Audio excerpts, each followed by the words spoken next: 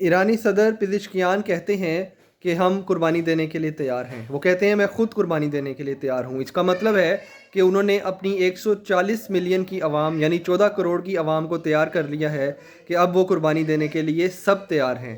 اور وہ تیار کیوں ہیں؟ کیونکہ صدر ٹرمپ نے جو ڈیڈ لائن دی تھی وہ مکمل ہو چکی ہے، وہ ختم ہو چکی ہے، اور ٹرمپ بار بار دھمکیاں دے رہے ہیں.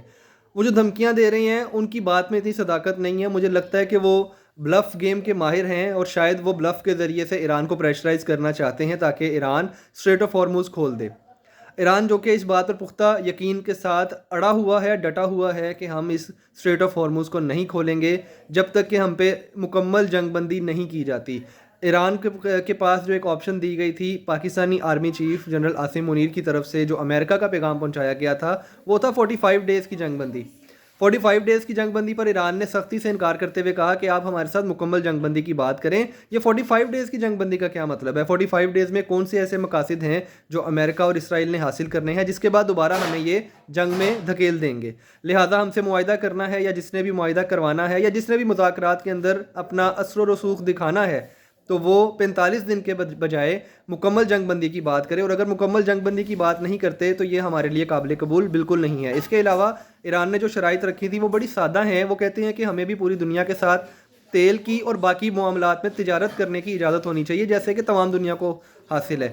اس کے علاوہ انہوں نے کہا کہ ہم اسٹریٹ آف ہارموز کے اوپر جو جہاز گزریں گے ان سے ایک ٹوکن ٹیکس یعنی کہ جگہ ٹیکس وصول کریں گے. اب جو جگہ ٹیکس ہے ایران کی، وہ اگر اپنی ایک رائٹ ہے کہ لینا چاہتا ہے، کوئی ٹوکن ٹیکس وصولی کرنا چاہتا ہے تو لینے دیں یار، اس سے کیا فرق پڑتا ہے. لیکن اس پہ بھی اعتراض تھا.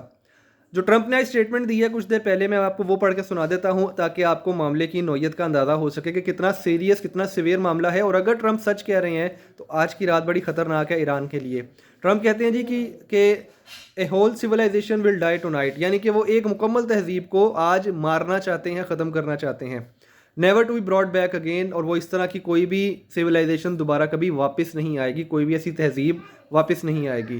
آئی don't want that to happen, میں نہیں چاہتا کہ ایسا کچھ بھی ممکن ہو، بٹ اٹ پروبیبلی ول، لیکن یہ ہوگا.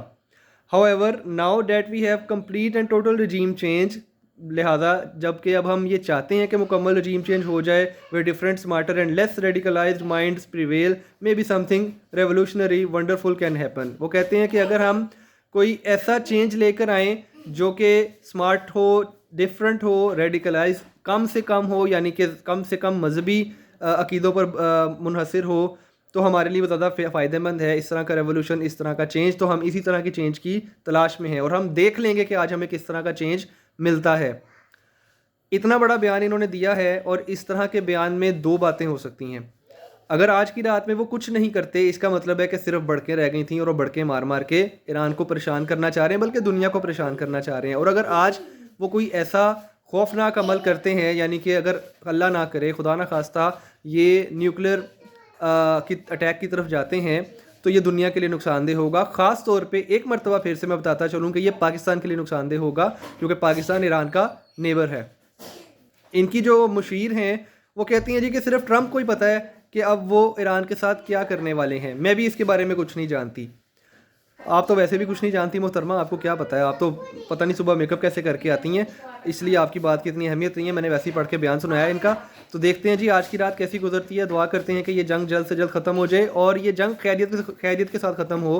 بالکل بھی اس میں کوئی نیوکلیئر معاملات نہیں آنے چاہیے، پوری دنیا کے لیے نقصان دہ ہوں گے. میں بار بار اس چیز کی طرف اشارہ کر رہا ہوں، یہ معاملات نہیں ہونے چاہیے.